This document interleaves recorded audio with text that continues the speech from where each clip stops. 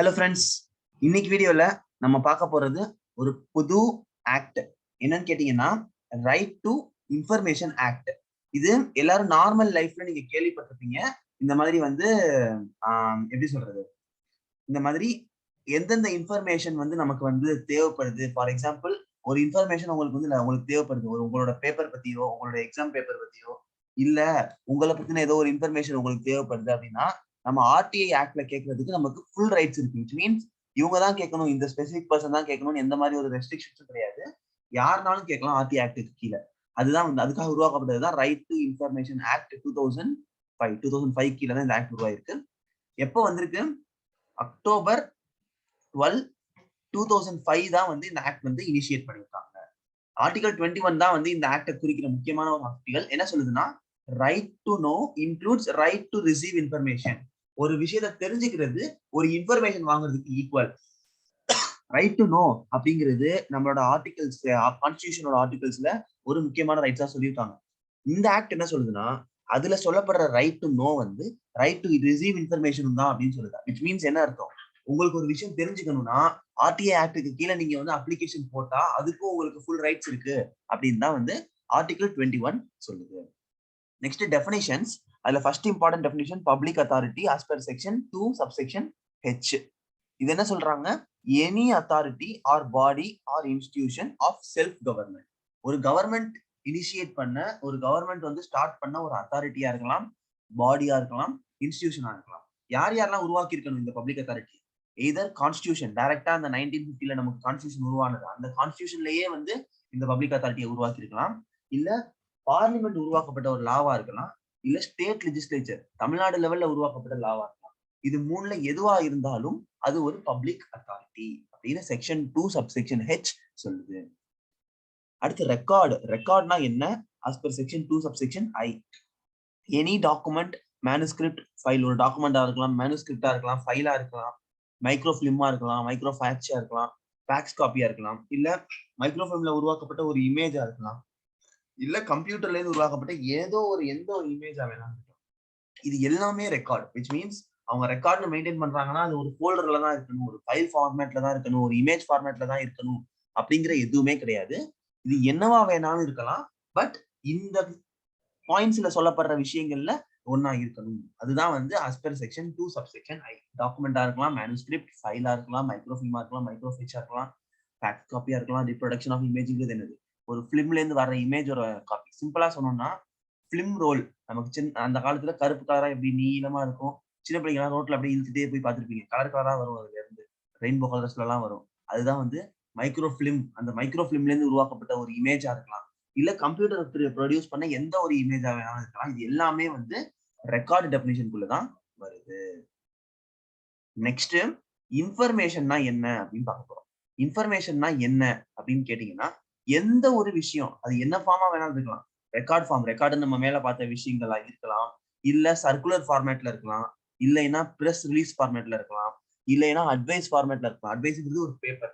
ஒப்பீனியனா இருக்கலாம். நார்மலான ஒரு ஒப்பீனியன் கூட ஒரு இன்ஃபர்மேஷன் தான். ஒப்பீனியன் தானே சொன்னேன், எனக்கு என்ன இன்ஃபர்மேஷன் கிடைச்சதுன்னு கேட்க கூடாது. ஒரு ஒப்பீனியன் கிடைச்சா அதுவும் ஒரு டைப் ஆஃப் இன்ஃபர்மேஷன் தான். இமெயில் கம்யூனிகேஷனா இருக்கலாம், ஒரு ஆர்டரா இருக்கலாம், லாக் புக்கா இருக்கலாம், கான்ட்ராக்ட் காப்பியா இருக்கலாம், ரிப்போர்ட்டா இருக்கலாம், பேப்பரா இருக்கலாம்.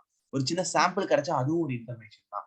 ஒரு மாடல் கிடைச்சா அதுவும் ஒரு இன்ஃபர்மேஷன் தான். ஒரு டேட்டா மெட்டீரியல், இது எல்லாமே வந்து இன்ஃபர்மேஷனுக்குள்ள இன்க்ளூடட். இன்ஃபர்மேஷன்னா அது ஒரு ஸ்பெசிபிக் ஃபார்மேட்ல தான் இருக்கணும்னு கிடையாது. இன் எனி ஃபார்ம், எந்த ஃபார்மேட்ல வேணாலும் இருக்கலாம். இது எல்லாமே வந்து இன்ஃபர்மேஷன் தான். ரைட் டு இன்ஃபர்மேஷன், இதுதான் இம்பார்ட்டன்டான ஒரு point for RTI act. as per section 2 subsection J. இது வந்து provision, not only definition, it is also a provision. இதுல என்னென்ன சொல்றாங்க அப்படின்னு பார்க்கலாம். Right to information accessible under the control of public authority and includes right to. எந்தெந்த இன்ஃபர்மேஷன்லாம் இந்த public authority நம்ம மேல பார்த்தோம். ஒரு body established by constitution, established by parliament, established by state லெஜிஸ்லேச்சர்னு பார்த்தவங்க தான் பப்ளிக் அத்தாரிட்டி. அந்த பப்ளிக் அத்தாரிட்டிக்கு கீழே இருக்கிற எல்லா இன்ஃபர்மேஷனுமே வந்து நமக்கு ரைட்ஸ் தான். Right to information and includes rights to. அந்த ரைட்ஸை நோட்ஸ் எடுத்துக்கலாம், எக்ஸ்ட்ராக்ட் பண்ணிக்கலாம், சர்டிஃபைட் காப்பி வாங்கிக்கலாம். இது எல்லாமே நம்ம வந்து ஃபேக்டரிஸ் ஆக்ட்ல வந்து பார்த்துருப்பீங்க. நோட்ஸ் எடுத்துக்கிறதுக்கான ஆப்ஷன் இருக்கு, எக்ஸ்ட்ராக்ட் காப்பி எடுத்துக்கிறதுக்கான ஒரு ஆப்ஷன் இருக்கு, அது நம்ம சர்டிஃபைட் காப்பி வாங்கி பார்க்கறதுக்கும் வந்து ஆப்ஷன் இருக்கு. இதெல்லாம் எதுல இன்க்ளூட் ஆகுது? ரைட் டு இன்ஃபர்மேஷன் டெஃபினிஷனுக்குள்ளேயே நோட்ஸ் எடுக்கிறதுக்கு இன்க்ளூட் ஆகுது. இன்ஃபர்மேஷன்னா ஜஸ்ட் கேட்கறதுக்கு மட்டும் தான் கிடையாது. நீங்க அதை பார்த்து நோட்ஸ் எடுத்துக்கிறதுக்கும் உங்களுக்கு ரைட்ஸ் இருக்கு. இன்ஸ்பெக்ஷன் ஆஃப் ஒர்க், ஒரு ஒர்க் ஏதோ ஒரு ஒர்க்கை பத்தின இன்ஃபர்மேஷன் வேணும்னா அதை போய் நம்ம இன்ஸ்பெக்ட் பண்றதுக்கும் நமக்கு ரைட்ஸ் இருக்கு. அந்த டாக்குமெண்ட்டை இன்ஸ்பெக்ட் பண்றதுக்கு ரைட்ஸ் இருக்கு. அந்த ரெக்கார்டை இன்ஸ்பெக்ட் பண்றதுக்கு நமக்கு ரைட்ஸ் இருக்கு.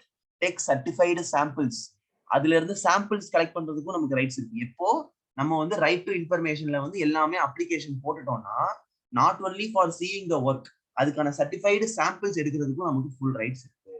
Obtaining information in the form of disk, floppy, tape, video cassette, அதை நீங்க எழுதினா மட்டும்தான் வந்து ரைட் இன்ஃபர்மேஷன். நான் அதை வந்து காப்பி பண்ணி வச்சுக்கலாமான்னு கேட்டா தாராளமா பண்ணி வச்சுக்கலாம். டிஸ்க்லயோ ஃபிளாப்பி டிரைவ், சிடி டிரைவ் எல்லாத்துலயும் நம்ம வந்து அந்த இன்ஃபர்மேஷனை காப்பி பண்ணி வச்சா கூட நமக்கு வந்து ஃபுல் ரைட்ஸ் தான் இருக்கு. அதை வந்து காப்பி பண்ணக்கூடாது, நீங்க பார்த்தாதான் வச்சுக்கணும், இல்ல உங்க ஹேண்ட் ரிட்டன்ல எழுதினா மட்டும்தான் வந்து அது அலௌடு கிடையவே கிடையாது.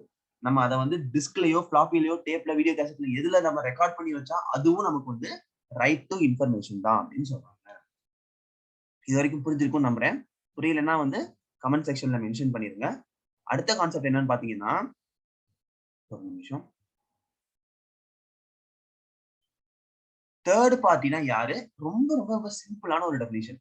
Person other than citizen making a request for information and includes a public authority. இப்போ ஏங்கிற பர்சன் வந்து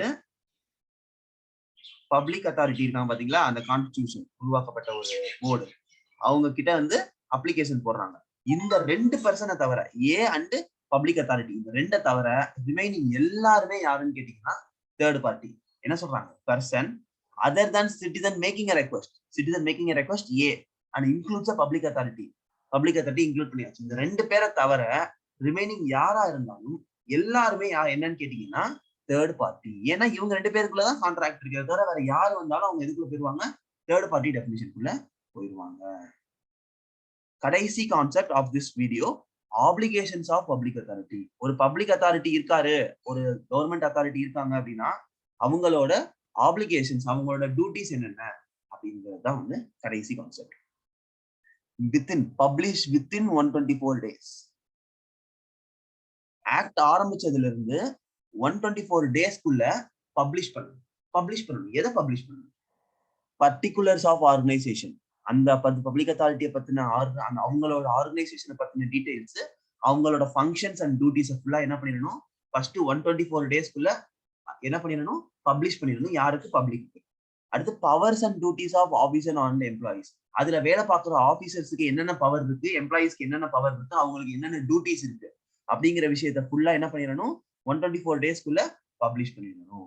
ப்ரொசீஜர் ஃபாலோட் இன் டெசிஷன் மேக்கிங் ப்ராசஸ், எப்படி வந்து உங்களுக்கு வந்து அந்த இன்ஃபர்மேஷனை ப்ரொவைட் பண்ண போறோம், எப்படி என்ன மாதிரி பேசிஸ்ல நம்ம வந்து இன்ஃபர்மேஷனை ப்ரொவைட் பண்ண போறோம், எத்தனை நாளைக்குள்ள ப்ரொவைட் பண்ண போறோம், என்ன மாதிரி டெசிஷன் கொடுக்க போறோம், என்ன மாதிரி டெசிஷன் கொடுக்க மாட்டோம், இந்த மாதிரி விஷயங்கள் எல்லாத்தையுமே என்ன பண்ணிடணும்? பப்ளிஷ் பண்ணணும். ஏன்னா மக்களுக்கு தெரியணும் இந்த பப்ளிக் அத்தாரிட்டி எப்படி ரன் ஆகுது அப்படிங்கிறது தெரியணும்.